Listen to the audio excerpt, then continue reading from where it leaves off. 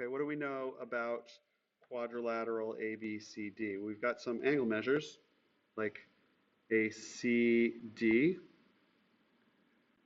2x plus 4, this angle here. And they've also given us the measure of angle ACB, right there, 5x minus 8. And for what value of x is ABCD a rhombus? Well, what do we need to know about what rhombuses do? Well, rhombuses have diagonals that bisect the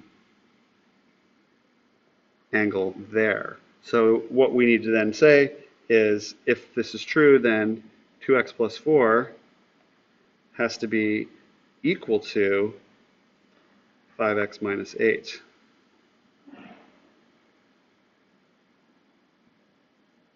And so let's just say, sorry, not getting some action here.